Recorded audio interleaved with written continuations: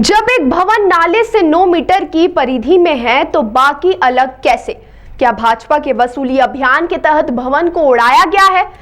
इंदौर नगर निगम में नेता प्रतिपक्ष चिंटू चोकसी ने नगर निगम के द्वारा पिछले दिनों एक भवन को बम से लगाकर उड़ाए जाने की घटना पर सवाल उठाए। उन्होंने कहा है कि जिस भवन को उड़ाया गया उस भवन के आसपास नाले के किनारे पर 25 भवन बने हुए हैं।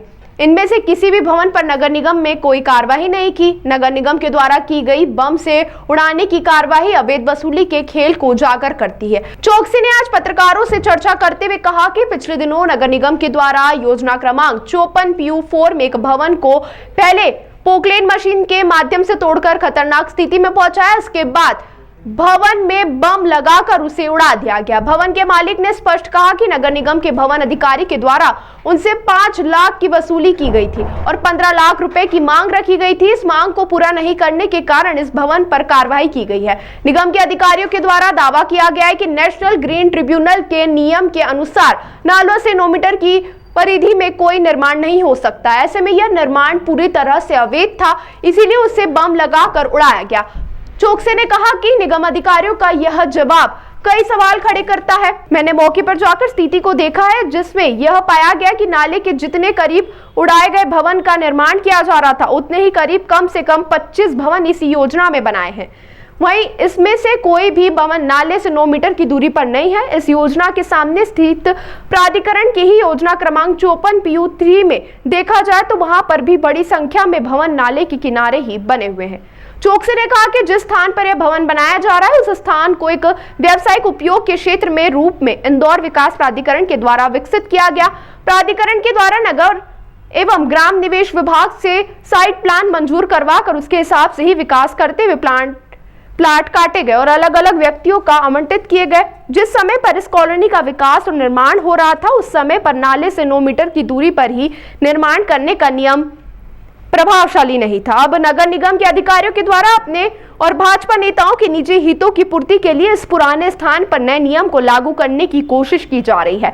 चोकसी ने कहा कि भवन को तोड़ने का मामला पूरी तरह से अवैध वसूली का मामला है।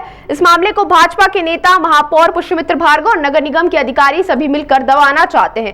कहने के लिए तो भाजपा के नेता और महापौर दोनों ही कह रहे हैं कि इस भवन को तोड़ना गलत था और हमारे विरोध के बावजूद तोड़ा गया है। नगर निगम में भाजपा सत्ता में है, राज्य में भाजपा की सरकार है, तो ऐसे में यदि नगर निगम के अधिकारियों ने गलत कार्रवाई की तो ऐसे अधिकारियों पर भाजपा और सरकार कार्रवाई क्यों नहीं करती? इन अधिकारियों के निजी वेतन से उक्त तोड़फोड़ से हुए नुकसान की भरपाई कराई जानी चाहिए। इन अधिकारियों के खिलाफ आपराधिक प्रकरण दर्ज कराए जाने चाहिए। इन अधिकारियों को तत्काल निलंबित कर उनके खिलाफ विभागीय जांच की जाना चाहिए और फिर उन्हें सेवा से बर्खास्त करने की कार्रवाई की जाना चाहिए। उन्होंने कहा कि नियम से तो यह सारी कार्रवाई होना चाहिए, लेकिन इनमें से कोई भी कार्रवाई नहीं हो रही है। इसका मतलब साफ है कि भाजपा के नेताओं की कथनी और करनी में अंतर है। इस भवन को क्षेत्र के अन्य भवन निर्माता को डराने और उससे अवैध वसूली करने के लिए बम से उड़ाया गया। निगम के द्वारा इस मामले में वस्तु स्थिति स्पष्ट की जाना चाहिए। अत्यंत चिंताजनक विषय है कि जब चाहे इस निर्माण को अवैध बताकर तोड़ दिया जाता है, नागरिकों का करोड़ों रुपए का नुकसान कर दिया जाता है। यह नगर निगम में फैली हुई मनमानी और अराजकता है। इस अराजकता की स्थिति के लिए महापौर सीधे तौर पर जिम्मेदार है। इन दोनों को अपनी जिम्मेदारियों को स्वीकारते हुए इस मामले में जनता के पटल पर अपना जवाब रखना चाहिए।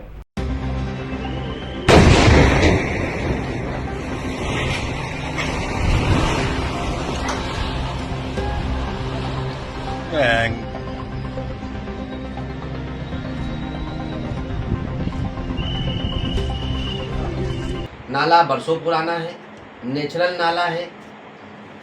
जब ये नाले के आसपास पूरी कॉलोनी कट रही थी, जब आईडिया ने इतना एरिया डेवलप कर दिया जहाँ सैकड़ों की संख्या में प्लॉट दिया और नगर निगम ने भी उस नक्शे को स्वीकृत कर दिया, तब तक ये अधिकारी कहाँ सोए हुए थे जब सैकड़ों की संख्या पे वो मकान बन गए।